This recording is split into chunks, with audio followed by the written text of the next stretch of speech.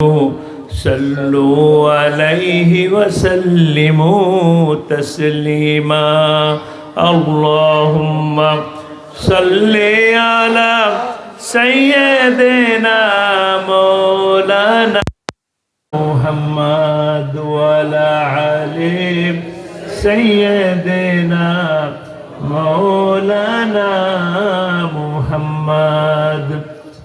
আমরা মোহাম্মদের সাথে জোরে শুনে সবাই বলি আল্লাহুম্মা সাল্লি আলা সাইয়্যিদিনা মাওলানা মুহাম্মদ ওয়া আলা আলি সাইয়্যিদিনা মাওলানা মুহাম্মদ বালাগাল উলা বিকামালিহি كشف الدجى بجماله حسنت جميع خصاله صلوا عليه وآله।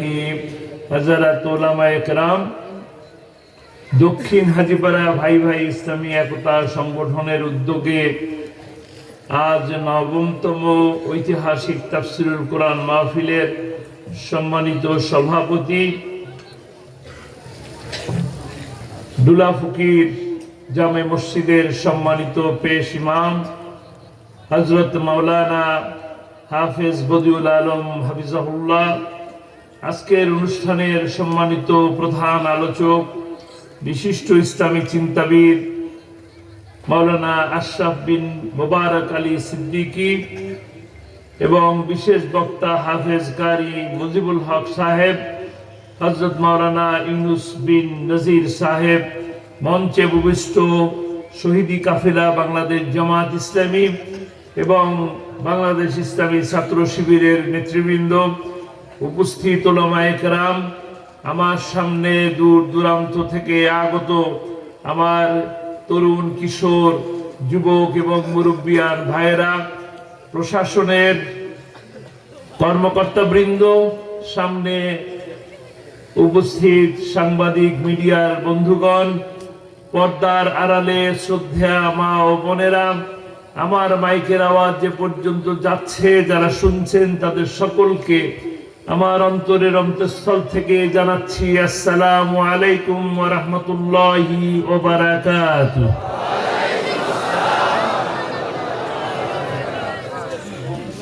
সর্বপ্রথম মহান মনিবের দরবারে শুকরিয়া আদায় করি।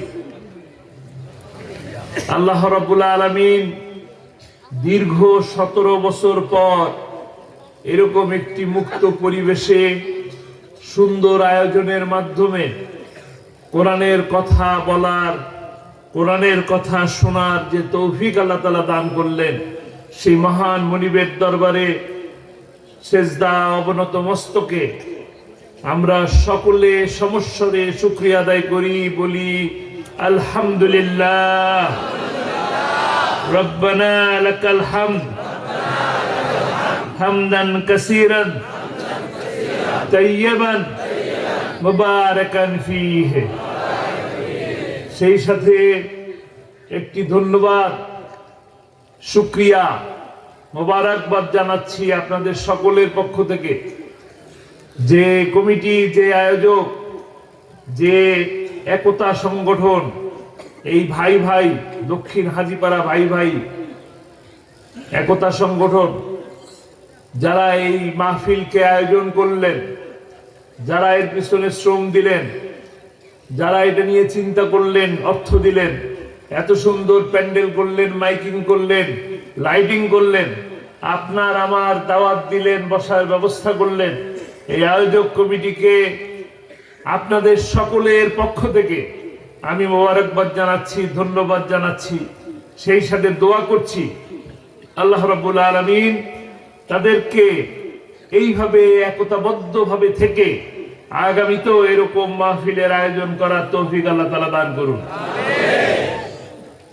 সেই সাথে দোয়া করি আমরা যারা এখানে উপস্থিত হলাম, শেষ বিচারের দিন, সেই কঠিন মুসিবতের সময় এই মাহফিল আমাদের জন্য নাজাতের উসিলা হয়ে যাক, বলি আমিন।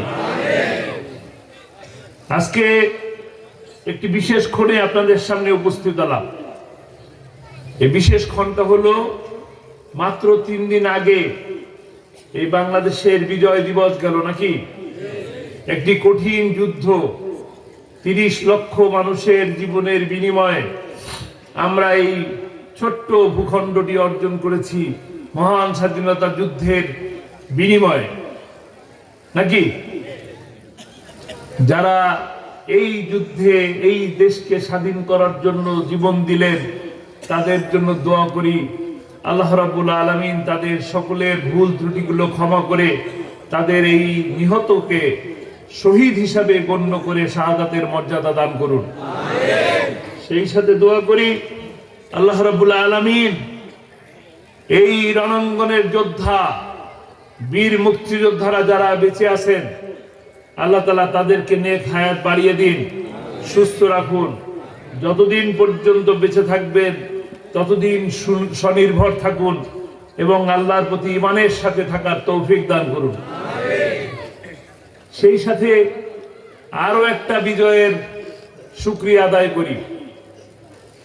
17টি বছর আমরা জালিমের কারাগারে গোটা দেশ বন্দী ছিলাম, কিছু কিছু মানুষ জেলের মধ্যেও বন্দী ছিলাম। গোটা দেশ কারাগারে পরিণত হয়েছিল।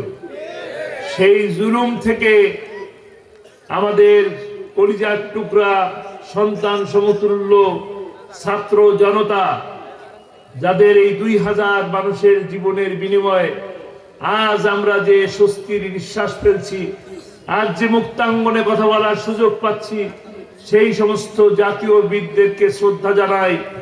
যারা নিহত হলেন তাদের জন্য দোয়া করি। সেই আবু সাঈদ, মুগ্ধ, তাদের জন্য দোয়া করি আল্লাহ তাআলা তাদেরকেও শাহাদাতের মর্যাদা দান করুন। যে সমস্ত আমার কলিজার টুকরা সন্তান সমতুল্য ছাত্ররা আজও গুলিবিদ্ধ হয়ে অসুস্থ অবস্থায় হাসপাতালে বাসায় কাতরাচ্ছেন, আল্লাহ তাআলা তাদেরকে সুস্থতার পূর্ণ নেয়ামত দান করুন। প্রশ্ন হলো যে দুইটা যুদ্ধের কথা কেন বললাম? আমরা তো যুদ্ধ একের পর এক দেখে আসতেছি। আমার সামনে অবশ্য বেশির মানুষ দেখতেছি আপনার কিশোর, তরুণ, মুরব্বিয়ান কম আছে। এটা ভালো, আলহামদুলিল্লাহ। জানার আগ্রহ বেশি ছেলেদের, এটা আমার কাছে খুব ভালো লাগলো। আল্লাহ তাআলা এই ছেলেদেরকে, এই যে মাথায় পাগড়ি বেঁধে ছোট ছোট ছেলেরা বসে আছে, আল্লাহ তাআলা এই ছেলেদেরকে কবুল করুন, সবাইকে কবুল করুন। আমরা যুদ্ধ করলাম, আমাদের মুরব্বীদের কাছে শোনা যে 47 সালে যুদ্ধ হয়েছে, দেশ ভাগ হয়েছে, কারণ আমরা বৈষম্যের শিকার ছিলাম। আমাদেরকে সঠিকভাবে বন্টন করতো না, আমরা শান্তি পেতাম না। আমরা শান্তির অন্বেষণে এক সময় দেশ ভাগ হলো, আবার এক সময় এসে 69-এর গণ অভ্যুত্থান হলো, আবার যুদ্ধ, 71-এ 30 লক্ষ মানুষের জীবনের বিনিময়ে পেলাম একটা স্বাধীনতা। আবার সেই স্বাধীনতা 90-এর গণ অভ্যুত্থান হলো, এরশাদের পতনের আন্দোলন করলাম। এরপরে আসলো আবার খালেদা, এরপরে আবার হাসিনা, চাই না খালেদা, চাই না। আবার আসলো 4 দলীয় জোট, তাও চাই না। ভালো লাগে না? ভালো লাগে? ভালো লাগে না। কয়দিন থাকে ভালো, তারপরে আর ভালো লাগে না। এরপরে আবার কি? এরপরে আবার এক টানা 17টা বছর টানা জুলুমের মধ্যে থাকলাম। কতগুলো মানুষের জীবন গেল, আমরা শান্তি পেলাম না। ওই সেই জীবনের বিনিময়ে আবার এখন বলতেছি একটু ভালো আছি, নাকি ভুল বললাম? ভালো আছি, ভালো আছি। কতটুকু? অনেক ভালো। এরকম ভালো থাকতে চাই না আরো ভালো হতে চাই? আরো ভালো থাকতে চাই। আচ্ছা, কিন্তু এই ভালো থাকা তো বেশি দিন থাকা যায় না, কারণ এখনই তো পত্রিকার মধ্যে দেখি যে এই হয় নাই, সেই হয় নাই, এটা চলবে না, অমুক লাগবে, তমুক লাগবে। হচ্ছে কিনা? গতকালকে কয়জন মানুষ মারা গেছে? কেন? কারণ আছে? শান্তি, শুধু শান্তির অভাব। কোথায় শান্তি পাবেন? কোথায়? আলহামদুলিল্লাহ, শান্তি একমাত্র কোরআনে। এ জমিন কার? এই মানুষ কার? এই সমুদ্র কার? এই আকাশ কার? এই বাতাস কার? সবই যদি আল্লাহর হয় তাহলে আইন কার? জমিন যার, আইন চলবে তার। আল্লাহ আমাদেরকে সৃষ্টি করে এমনি ছেড়ে দেন নাই। আল্লাহ আমাদেরকে সৃষ্টি করে এমনি ছেড়ে দেন নাই, মাত্র অল্প কয়টা দিনের জন্য পাঠিয়েছেন। এই জীবনই জীবন নয়, আর একটা জীবন আছে, অনন্তকালের জীবন। সেই অনন্তকালের জীবনের জন্য এই জীবনের কিছু পাথেহ নিয়ে যেতে হবে, এটাই হলো কাজ। আর কোনো কাজ আছে? ইনিল হুকমু ইল্লা লিল্লাহ। জমিন যার, আইন চলবে তার। যেহেতু জমিন যার, আইন চলে না তার, এই কারণেই শুধু যুদ্ধ যুদ্ধ, অশান্তি অশান্তি, আর কোনো কারণ নাই। আমরা যে বলি সেই 1450 বছর আগে আমাদের জন্য রসুল আসলেন। কোন রসুল আসলেন? আমার প্রিয় নবী, শেষ নবী, শ্রেষ্ঠ নবী, মহানবী হযরতে মুহাম্মদ সাল্লাল্লাহু আলাইহি সাল্লাম। তিনি যে আসলেন এবং সেই যুগকে যে আমরা বলি সোনালী যুগ, স্বর্ণালী যুগ, শ্রেষ্ঠ যুগ, সেই যুগ কিভাবে সৃষ্টি হয়েছে? কিভাবে? একমাত্র কোরআনের শাসনের মাধ্যমেই ওই সুন্দর যুগ তৈরি হয়েছে, অন্য কোনো কারণ ছিল না। যারা ভালো খারাপ মানুষ ছিল, খুনি মানুষ ছিল, মারামারি করত, যারা নারীর মর্যাদা দিত না, শ্রমিকের মর্যাদা দিত না, তারা মর্যাদা দেওয়া শিখলো, ভালো মানুষ হলো, হাসি মুখের মানুষ হলো, সৎ ব্যবহারের মানুষ হলো। এটা কোত্থেকে শিখলেন? কোরআন থেকে শিখলেন। আর আমাদের নবী হযরত মুহাম্মদ সাল্লাল্লাহু আলাইহি সাল্লামের আচরণ দেখলেন, সেটা দেখে দেখে তারা শিখলেন। আমরা সেই মুসলমানরা পরবর্তীতে খোলাফায়ে রাশিদিনের যে যুগ গেছে, সেই যুগও শান্তির যুগ ছিল, শ্রেষ্ঠ যুগ ছিল। এরপরে সেই যুগ চলে গেল, একের পর এক অশান্তি, যুদ্ধ যুদ্ধ যুদ্ধ, সমগ্র পৃথিবীব্যাপী যুদ্ধ। আর সব থেকে যুদ্ধের মধ্যে পড়তেছে, অশান্তির মধ্যে পড়তেছে কারা? তাকিয়ে দেখেন আশেপাশে, আশেপাশে যত দেশ আছে সমস্ত দেশের দিকে তাকিয়ে দেখেন, শুধুমাত্র মুসলমানরাই নির্যাতিত, অন্য কোন ধর্মের মানুষরা নির্যাতিত নয়। এই কারণে যে তারা যা করতেছে তাদের কোনো চিন্তা নাই, একমাত্র ইসলামকে দাবানোর জন্য, ইসলামের শক্তিকে অবনত করার জন্য, ইসলামকে ধ্বংস করার জন্য একটা টার্গেট নিয়ে তারা আগাচ্ছে। আর আমরা মুসলমান ইসলাম থেকে সরে যাচ্ছি, কোরআন থেকে সরে যাচ্ছি। যত বেশি কোরআন থেকে দূরে যাচ্ছি, তত বেশি অশান্তির সৃষ্টি হচ্ছে, তত বেশি যুদ্ধের সৃষ্টি হচ্ছে। আমরা করছি যুদ্ধ, কারা করছে? তারা আমাদের উপর চাপিয়ে দিচ্ছে। আমরা কি কোনো ধর্মগুরুর বিরুদ্ধে কোনো কথা বলি? আমরা হিন্দু ধর্ম নিয়ে কোনো কথা বলি? খ্রিস্টান ধর্ম নিয়ে কোনো কথা বলি? কটূক্তি করি? করি না। আমরা আমাদের ধর্মের সৌন্দর্যকে মানুষের কাছে তুলে ধরার চেষ্টা করি। কিন্তু আমার নবীকে নিয়ে তারা কেন কটূক্তি করবে? আমরা তো তাদেরকে নিয়ে কটূক্তি করতে যাই না, করতে যাই? আমরা কি মন্দিরের নিচে মসজিদ খুঁজতে যাই? আমাদের মসজিদের নিচে তারা মন্দির খুঁজতে যায় কেন? কারণ তারা পায়ে পাড়া দিয়ে যুদ্ধ করতে চায়, অশান্তি সৃষ্টি করতে চায়। আপনার সাইফুল ইসলাম আলিফ, তাকে হত্যা করা হয়েছে, জবাই করা হয়েছে, হয়েছে কিনা? কেন? দেশে অশান্তি সৃষ্টি করার জন্য, দেশে সাম্প্রদায়িক দাঙ্গা সৃষ্টি করার জন্য।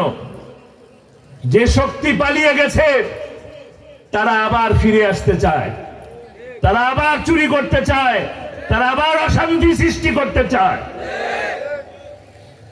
তারা কোরআনের পাখিকে হত্যা করে শান্তি পায় নাই, এখনো তারা হত্যার ষড়যন্ত্র করে যাচ্ছে। অমাকারু অমাকারুল্লাহ আল্লাহু খায়রুল মাকিরিন।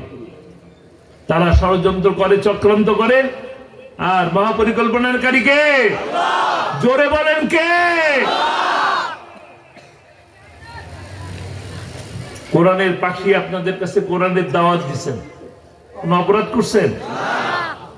কোরআনের কথা বলছেন বলেই পৃথিবীতে তিনি সম্মানিত হয়েছেন। মানুষ ভালোবেসেছে, এই কক্সবাজারের অসংখ্য মানুষ জীবন দিয়েছে। আপনার এই ইসলামাবাদে নুরুল হককে হত্যা করা হয়েছে। এই নুরুল হকের হত্যার বিচার করতে হবে। আমরা আল্লামা সাঈদী হত্যার বিচার চাই। 28শে ফেব্রুয়ারি রায়ের বিরুদ্ধে যারা গোটা বাংলাদেশে জীবন দিয়েছে 248 জন, প্রতিটি হত্যার বিচার এই বাংলা মাটিতে হতে হবে। শুধু নিষিদ্ধ করার মাধ্যমে তাদের খুনকে মাফ করা যাবে না। তারা চক্রান্ত করে, জামাত শিবিরকে নিষিদ্ধ করে। নিষিদ্ধ হয়েছে কে? মানুষের মনের থেকে তারা নিজেরাই নিষিদ্ধ হয়ে গেছে। আমাদের নিষিদ্ধ করা লাগলো? লাগে নাই। কোরআনের পক্ষে থাকলে লাগে না, সম্মানিত হন। উদাহরণ দিয়ে দেব, উদাহরণ দিয়ে দিই ছোট্ট করে। আপনারা কোরআনের পাখিকে ভালোবাসেন, কি কারণে? আপনারা আমার আত্মীয় হন, আল্লামা সাঈদীর আত্মীয় হন। কেন ভালোবাসেন? কোরআনের কারণে ভালোবাসেন, এই তো। উনি কোরআনের কথা বলেন না, আমরা কেউ কোরআনের কথা বলি না। আমি ছাড়া আপনারা আছেন না, সবাই কোরআনের কথা বলেন। অনেক মানুষ আছে কোরআনের কথা বলেন, ওনাকে বেশি ভালোবাসেন কেন? কেন? আলহামদুলিল্লাহ, বিষয়টা হলো কোরআনের কথা অনেকেই বুঝাতে পারেন, কিন্তু কোরআনকে আমল করেন কম মানুষ। যারা কোরআনকে আমল করেন তাদের প্রতি আল্লাহ সন্তুষ্ট হন, আল্লাহ খুশি হন। যখন আল্লাহ খুশি হন তখন সমগ্র মানুষের মধ্যে ভালোবাসা আল্লাহ পয়দা করে দেয়। একই ভাবে আপনি, আমি, আমরাও এই ভালোবাসা পেতে পারি। একই রকম ভালোবাসা, একই রকম সম্মান পেতে পারেন, কারণ ওই আল্লাহ তো একটাই আল্লাহ, একটাই কোরআন, একটাই আল্লাহ। ওই আল্লাহ আমাকেও একই রকম মর্যাদাবান করতে পারেন যদি আমি তার কথা মতন, তার ওই কোরআনকে ধরে আমি হাঁটি। বুঝি কিন্তু যাই না। আমরা সবাই জানি কোনটা, বলেন সবাই কি জানি? কুল্লু নাফসিন, আলহামদুলিল্লাহ সবাই জানে। কিন্তু আমাদের কত সাহস! আমি জানি যে আমার কখন মৃত্যু হবে আমি জানি না, যে কোনো মুহূর্তে আমার মৃত্যু আছে জানি। তারপরও দিনের ভোট রাতে চুরি হয়ে যায়, তারপরও শেয়ার বাজার লুট হয়ে যায়, তারপরও বাংলাদেশ ব্যাংকের স্বর্ণ পিতল হয়ে যায়। কেমনে হয়? এত সাহস কোত্থেকে আসে? এই কি বিচার হবে না? দুনিয়ায় বিচার যদি নাও করেন আগামীতে হবে না? কেউ কি ভাবছিলেন এরকম জিল্লতি হবে? কোরআনের বিপক্ষে থাকলে কি হয় দেখবেন। দেখেন 5ই মেতে আলেম ওলামাদেরকে শাপলা চত্বরে কারেন্ট অফ করে, লাইট অফ করে, পাখির মতন গুলি করে যারা হত্যা করলো, পাখির মতন হত্যা করলো, তারপরে বলল মুরগির রক্ত টমেটোর সস লাগাইয়া তারা শুয়েছিল। নাউজুবিল্লাহ, আরো জোরে বলেন। দেখেন তারপরে তাহলে কি হলো? আমরা কি ভাবতে পারছিলাম যে যে মহিলা বললেন শেখের বেটি পালায় না, শেখের বেটি পালাইছে নাকি? তাহলে কি শেখের বেটি? সে শেখের বেটি? আমার কিন্তু সন্দেহ হয়, বুঝে নিয়েন। শেখের বেটি তো পালায় না, আমরা এটা বিশ্বাস করি। কাজেই যারা ওই 5ই মেতে কোরআনের পক্ষের মানুষগুলোকে হত্যা করলো, তাদের পরিণতি কি? পালিয়ে যেতে হলো। এবং দেখেন আল্লামা সাঈদীর কথা কতখানি সত্য। এমন দিন আসবে যেদিন ইন্দুরের গর্ত পালাবার জন্য। ইন্দুরের গর্ত আছে? ইন্দুরের গর্তে আছে নাকি? একটা করে বিড়াল রাখবেন ইন্দুরের গর্তের সামনে। হ্যাঁ, মাঝে মাঝে বলে না যে চট করে চলে আসবে। ইন্দুরের গর্ত থেকে যদি চট করে চলে আসতে চায় তাহলে বিড়াল রাখবেন, খপ করে ধরে ফেলবে। রাজি আছেন? চট করে চলে আসলে কি করবেন? কট করে ধরবেন, চট করে ট্রাইব্যুনালে পাঠিয়ে দিবেন। Tribunal ready, tribunal ready.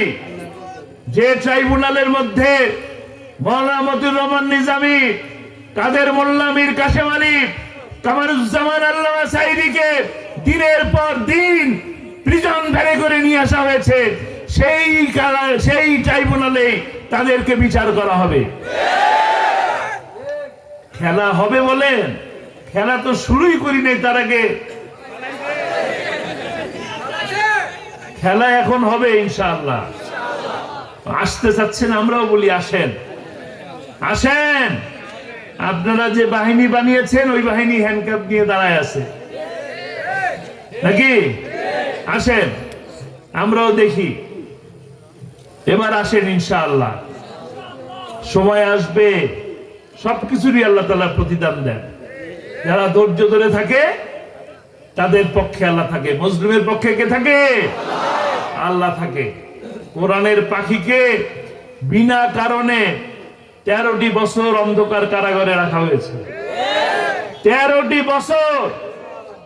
এই 13টি বছর এই গোটা বাংলাদেশের মানুষকে কোরআনের কথা শুনতে দেওয়া হয় নাই, তার কণ্ঠে কোরআনের বাণী শুনতে দেওয়া হয় নাই, তাকে আপনাদের সামনে আসতে দেওয়া হয় নাই, তাকে দেখতে দেওয়া হয় নাই, তার জানাজাটা পড়তে দিতে পারে নাই তারা। কাজেই পরিণতিও একই রকম হয়েছে। আল্লামা সাঈদী বলছিলেন, আমাদেরকে বলো মৌলবাদী, আমরা হইলাম মূলবাদী, তোমরা হইলা আগাবাদী। বেশি বাড়াবাড়ি করবা তো 12 কোটি মুসলমান গোড়া ধরে দেবে ধাক্কা। কোথায় যায় বুঝাবা? কোথায় গেছে? যেখানে গেছে সেখানে থাকেন, ভালো থাকেন, আমাদেরকেও ভালো থাকতে দেন। দুষ্টমি যা 17 বছর করছেন, আর করেন না দুষ্টমি। বেশি দুষ্টমি করলে কি হয়?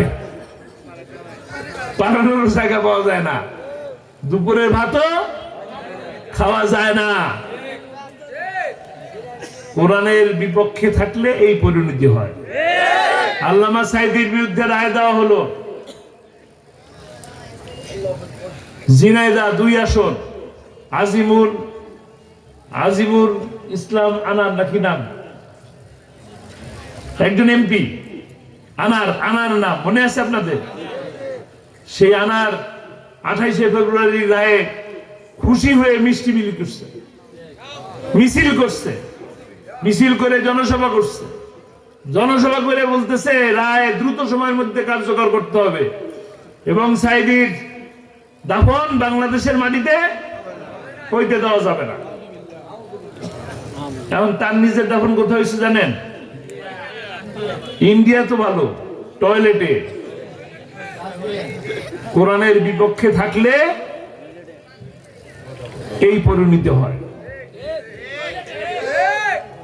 আর কোরআনের পক্ষে থাকলে মানুষ কাঁদে, মৃত্যুর পরও মানুষ কাঁদে। কাঁদে কিনা? আপনারা আল্লামা সাঈদীর জন্য কাঁদেন? এই যে আমাদের নুরুল হকের বাবা এই মুহূর্তে আমার সামনে এসে জড়াই ধরে কাঁদলো। আপনারা সবাই কাঁদতেছেন কেন? কোরআনের জন্য। আসুন আমরা আজকের এই দিনটাই যে স্বস্তির দিন, আজকেই যে আমরা ভালো আছি, এই ভালো থাকবো এরকম না। চিন্ময়রা আছে, ষড়যন্ত্র করছে। কাজেই সাবধান হতে হবে, ঐক্যবদ্ধ থাকতে হবে। আগামীতে দিন আসবে আপনাদের আমাদের বিরুদ্ধে ষড়যন্ত্র হবে, ইসলামের বিরুদ্ধে ষড়যন্ত্র হবে। আবারও আপনাদের গর্জে উঠতে হবে, আবারও আবু সাঈদের মতো 2 হাত বাড়িয়ে দিয়ে দেশকে রক্ষা করতে হবে।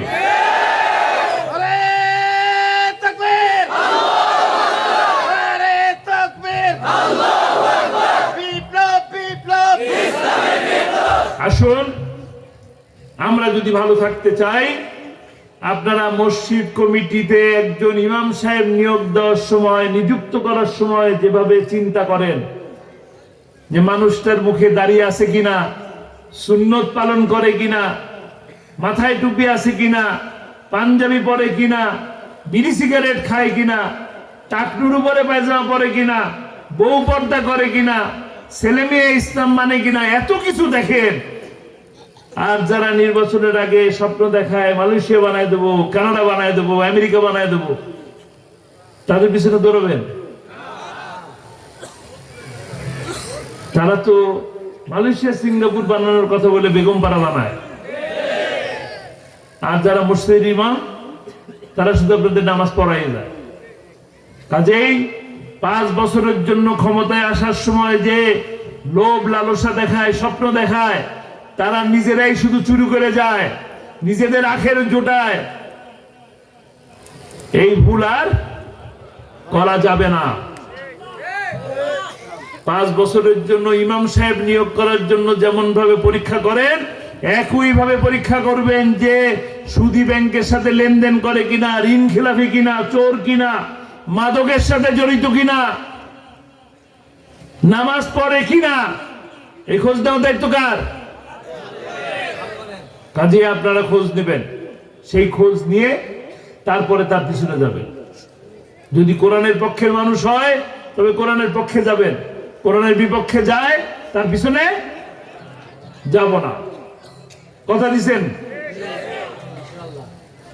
আল্লামা সাইদি প্রতিটা মাহফিলের শেষে বলতেন, কোরআনের রাজ প্রতিষ্ঠা হয়েছে, এই দৃশ্য দেখে আমার যেন মৃত্যু হয়। কোরআনের রাজ প্রতিষ্ঠা হয় নাই, তিনি দুনিয়া থেকে চলে গেছেন। কাজেই আমাদের এই তার যে শেষ ইচ্ছা, সেই শেষ ইচ্ছা পূরণ করার দায়িত্ব এখন কাদের? সেই দায়িত্ব কি পালন করবেন? রাজি আছেন? সবাই রাজি? সবাই? কোরআনের পক্ষের মানুষ এই জায়গায় কে আছে? আপনার অঞ্চলে কোরআনের পক্ষের মানুষ কে আছেন? আল্লাহ তাআলা এই হাতকে কবুল করে নিন। আমরা সকলেই কোরআনের পক্ষে থাকবো, সকলেই ইসলামের জন্য থাকবো, ইসলামের পক্ষে থাকবো। আল্লাহ তাআলা আমাদেরকে তৌফিক দান করুন। আমা তৌফিক ইল্লা বিল্লাহ। আসসালামু আলাইকুম ওয়া রাহমাতুল্লাহ।